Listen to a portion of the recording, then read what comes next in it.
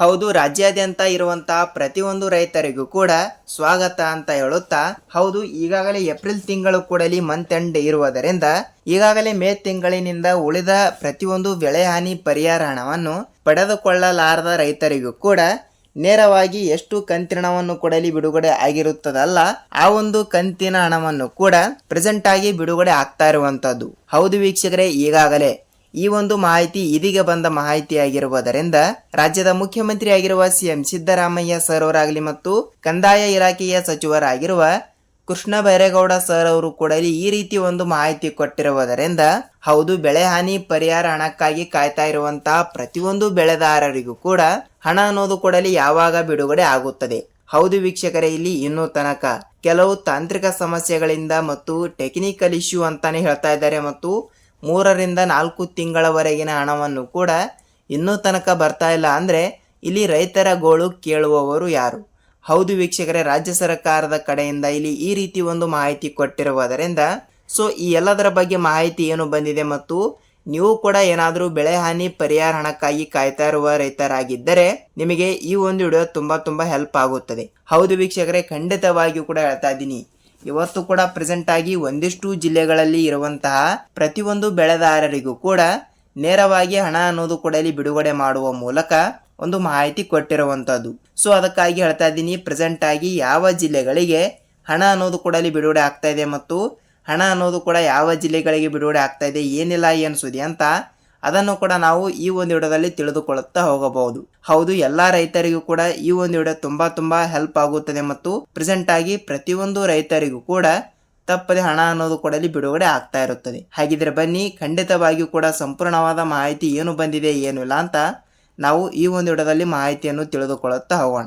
ಹೌದು, ಅದಕ್ಕಿಂತ ಮುಂಚೆಯಲ್ಲಿ ತಮ್ಮಲ್ಲಿ ಒಂದೇ ಒಂದು ರಿಕ್ವೆಸ್ಟ್ ಏನೆಂದರೆ, ನೋಡಿ, ನೀವೇನಾದ್ರೂ ಹೊಸಬರಾಗಿ ನಮ್ಮ ಚಾನಲ್ಗೆ ಭೇಟಿ ಕೊಟ್ಟು ಈ ಒಂದು ವಿಡಿಯೋನ ನೋಡ್ತಾ ಇದ್ರೆ ತಪ್ಪದೆ ನಮ್ಮ ಚಾನಲ್ಗೆ ದಯವಿಟ್ಟು ಸಬ್ಸ್ಕ್ರೈಬ್ ಮಾಡಿ ಮತ್ತು ಅಲ್ಲೇ ಪಕ್ಕದಲ್ಲಿರುವ ಬೆಲ್ ಐಕಾನ್ ಕೂಡ ನೀವು ಕ್ಲಿಕ್ ಮಾಡಬಹುದು.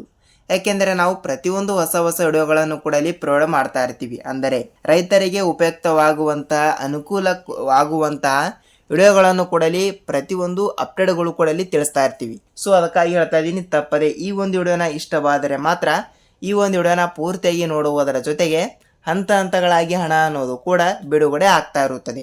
ಸೊ ಅದಕ್ಕಾಗಿ ಹಂತಗಳಾಗಿ ಹಣ ಅನ್ನೋದು ಕೂಡ ತಪ್ಪದೆ ಬಿಡುಗಡೆ ಆಗುವುದರ ಜೊತೆಗೆ ಕನಿಷ್ಠ ನಿಮ್ಮ ಜಿಲ್ಲೆನೂ ಕೂಡ ಯಾವುದು ಅಂತ ಇಲ್ಲಿ ಈ ಒಂದು ವಿಡಿಯೋದಲ್ಲಿ ತಿಳಿದುಕೊಳ್ಳುತ್ತಾ ಹೋಗಬಹುದು. ಹಾಗಿದ್ರೆ ಬನ್ನಿ, ಈ ಎಲ್ಲದರ ಬಗ್ಗೆ ಮಾಹಿತಿ ಏನು ಬಂದಿದೆ ಏನಿಲ್ಲ ಏನು ಸುದ್ದಿ ಅಂತ ನಾವು ಒಂದೊಂದಾಗಿ ತಿಳಿದುಕೊಳ್ಳುತ್ತಾ ಹೋಗೋಣ. ನೋಡಿ ವೀಕ್ಷಕರಲ್ಲಿ, ಬೆಳೆ ಹಾನಿ ಪರಿಹಾರ ಹಣದ ಬಗ್ಗೆ ನೋಡ್ತಾ ಹೋದ್ರೆ ಹೌದು, ರಾಜ್ಯ ಸರ್ಕಾರದಿಂದ 25-26ನೇ ಸಾಲಿನ ಮುಂಗಾರು ಹಂಗಾಮಿನಲ್ಲಿ ಬೆಳೆ ನಾಶವಾಗಿರುವ ಕಾರಣದಿಂದ ಬೆಳೆ ಹಾನಿ ಪರಿಹಾರ ಹಣಕ್ಕಾಗಿ ಕಾಯ್ತಾ ಇರುವಂತಹ ಪ್ರತಿಯೊಂದು ರೈತರಿಗೂ ಕೂಡ ಪ್ರೆಸೆಂಟ್ ಆಗಿ 7 ರಿಂದ 8 ಸಾವಿರ ಕೋಟಿ ಹಣವನ್ನು ಈಗಾಗಲೇ ಸ್ಟೇಜರಿಗೆ ಬಿಡುಗಡೆ ಮಾಡಿದ್ದೇವೆ ಎಂಬ ಒಂದು ಮಾಹಿತಿ ಕೊಟ್ಟಿದ್ರು. ಸೊ ಅದಕ್ಕಾಗಿ ರಾಜ್ಯದ ಮುಖ್ಯಮಂತ್ರಿ ಆಗಿರುವ ಸಿಎಂ ಸಿದ್ದರಾಮಯ್ಯ ಸರ್ ಅವರು ಕೂಡ ಏನು ಮಾಹಿತಿ ಕೊಟ್ಟಿದ್ದಾರೆ ಅಂದ್ರೆ, ಹೌದು ಈಗಾಗಲೇ ನೋಡಿ, ಇಲ್ಲಿ ಮೊನ್ನೆ ನಡೆದ ಬಾಗಲಕೋಟೆ ಮತ್ತು ಹಾಸನ, ಹೌದು ಈ 2 ಜಿಲ್ಲೆಗಳಲ್ಲಿ ಮೊನ್ನೆ ನಡೆದಿರುವಂತಹ ಕಾಂಗ್ರೆಸ್ ಉಪಚುನಾವಣೆಯಲ್ಲಿ ಹೇಳಿರುವ ಪ್ರಕಾರ ಈಗಾಗಲೇ 7 ರಿಂದ 8 ಸಾವಿರ ಕೋಟಿ ಹಣವನ್ನು ಉಳಿದ ಬೆಳೆ ಹಾನಿ ಪರಿಹಾರ ಹಣವನ್ನು ಪಡೆದುಕೊಳ್ಳಲಾರದವರ ರೈತರ ಖಾತೆಗಳಿಗೆ ಹಣ ಅನ್ನೋದು ಕೂಡ ಇಲ್ಲಿ ಬಿಡುಗಡೆ ಮಾಡುವ ಮೂಲಕ ಒಂದು ಮಾಹಿತಿ ಕೊಟ್ಟಿರುವಂತದ್ದು. ಸೊ ಅದಕ್ಕಾಗಿ ಹೇಳ್ತಾ ಇದ್ದೀನಿ, ತಪ್ಪದೆ ನಿಮ್ಮ ಜಿಲ್ಲೆಗಳಿಗೂ ಕೂಡ ಹಣ ಅನ್ನೋದು ಕೂಡ ಇಲ್ಲಿ ಯಾವಾಗ ಬಿಡುಗಡೆ ಆಗುತ್ತದೆ ಮತ್ತು ಯಾವ ರೂಲ್ಸ್ಗಳು ಕೂಡ ಇಲ್ಲಿ ಫಾಲೋ ಮಾಡಿದ್ರು ಕೂಡ ಹಣ ಬರ್ತಾ ಇಲ್ಲ ಅಂತ ಇಲ್ಲಿ ಅದನ್ನು ಕೂಡ ನೀವು ಕೇಳ್ತಾ ಇರ್ತೀರಿ. ಹೌದು ವೀಕ್ಷಕರೇ, ಈ ಒಂದು ಚಿಕ್ಕ ಕೆಲಸ ಪ್ರತಿಯೊಂದು ರೈತರಿಗೂ ಕೂಡ ಇಲ್ಲಿ ಅನ್ವಯವಾಗ್ತಾ ಇರುತ್ತದೆ. ಹೌದು, ಯಾವ ಚಿಕ್ಕ ಕೆಲಸ ಅಂತ ಇಲ್ಲಿ ನೋಡಿಕೊಳ್ಳುತ್ತಾ ಹೋಗೋಣ ಬನ್ನಿ. ನೋಡಿ, ನಾನು ಪ್ರತಿಯೊಂದು ವಿಡಿಯೋದಲ್ಲಿ ಕೂಡ ಹೇಳ್ತಾ ಇದ್ದೀನಿ ಮತ್ತು ಈ ಒಂದು ವಿಡಿಯೋದಲ್ಲಿ ಕೂಡ ಹೇಳ್ತಾ ಇದ್ದೀನಿ. ಹೌದು, FID ಅನ್ನೋದು ಬಹಳಷ್ಟು ಇಂಪಾರ್ಟೆಂಟ್. ನೋಡಿ ವೀಕ್ಷಕರೇ, FID is the very important ಅನ್ನುವುದರ ಜೊತೆಗೆ ನೀವು ಕೂಡ ಏನಾದರೂ FID ಕೂಡ ಮಾಡಿಸಿಲ್ಲ ಅಂದರೆ ನಿಮಗೆ ಬೆಳೆ ಹಾನಿ ಪರಿಹಾರ ಹಣ ಅಷ್ಟೇ ಅಲ್ಲ, ನಿಮಗೆ ₹1 ಹಣ ಕೂಡ ಬರಲ್ಲ ವೀಕ್ಷಕರೇ. ಸೊ ಅದಕ್ಕಾಗಿ ಹೇಳ್ತಾ ಇದ್ದೀನಿ, ತಪ್ಪದೆ ನಿಮ್ಮ ತಾಲೂಕಿನಲ್ಲಿ ಇರುವಂತಹ ರೈತ ಸಂಪರ್ಕ ಕೇಂದ್ರ ಇಲ್ಲವಾದರೆ ಕೃಷಿ ಇಲಾಖೆ ವೀಕ್ಷಕರೇ, ಸೊ 2ರಲ್ಲಿ ಒಂದು ಕಚೇರಿಗೆ ನೀವು ಒಂದು ಸಲ ಭೇಟಿ ಕೊಟ್ಬಿಟ್ಟು ತಪ್ಪದೆ ನೀವು FID ಮಾಡಿ ಕೊಡಿ ಸರ್ ಅಂತ ಅಲ್ಲಿ ಇರುವಂಥ ಅಧಿಕಾರಿಗಳಿಗೆ ನೀವು ಹೇಳಬೇಕು ವೀಕ್ಷಕರೇ. ಹೌದು, ಏಕೆಂದರೆ FID ಅಂದರೆ ನೋಡಿ, ನಿಮ್ಮ ಖಾತೆಗೆ ಇಲ್ಲಿ ಅಂದರೆ ನಿಮ್ಮ ಜಮೀನಿನ ಪ್ರಕಾರ ಇಲ್ಲಿ ನಿಮಗೆ ಬೆಳೆ ಹಾನಿ ಪರಿಹಾರ ಹಣ ಎಷ್ಟು ಬರಬೇಕು, ನಿಮ್ಮ ಬೆಳೆ ಯಾವುದು, ಹಾಳ ಆಗಿದೆಯಾ ಇಲ್ವಾ, ಮತ್ತು ನಿಮ್ಮ ಜಮೀನು ಎಲ್ಲಿ ಬರುತ್ತದೆ, ಎಷ್ಟಿದೆ ಅಂತ ಸೊ ಎಲ್ಲ ರೀತಿಯಾಗಿಯೂ ಕೂಡ ಗೊತ್ತಾಗುತ್ತದೆ. ಅಂದರೆ ನಿಮ್ಮ ಜಮೀನು GPS ಮಾಡಲೇಬೇಕಾಗುತ್ತದೆ. ಸೊ ಈ ರೀತಿ ಒಂದು ಮಾಹಿತಿ ಕೊಟ್ಟಿರುವುದರಿಂದ ಖಂಡಿತವಾಗಿಯೂ ಕೂಡ ನೀವು ಕೂಡ ಬೆಳೆ ಹಾನಿ ಪರಿಹಾರ ಹಣವನ್ನು ಪಡೆದುಕೊಳ್ಳಲು ಬಯಸಿದ್ದರೆ ತಪ್ಪದೆ ನಿಮ್ಮ ಆಧಾರ್ ಕಾರ್ಡ್ ಜೆರಾಕ್ಸ್ ಮತ್ತು ನಿಮ್ಮ ಬ್ಯಾಂಕ್ ಪಾಸ್ಬುಕ್ ಜೆರಾಕ್ಸ್ ಮತ್ತು ನಿಮ್ಮ ಜಮೀನಿನ ಉತಾರಿ ಅಂದರೆ ಪಹಣಿ ಉತಾರಿಯನ್ನು ತೆಗೆದುಕೊಂಡು ತಪ್ಪದೆ FID ಕೂಡ ತಪ್ಪದೆ ಮಾಡಿಸಬೇಕು.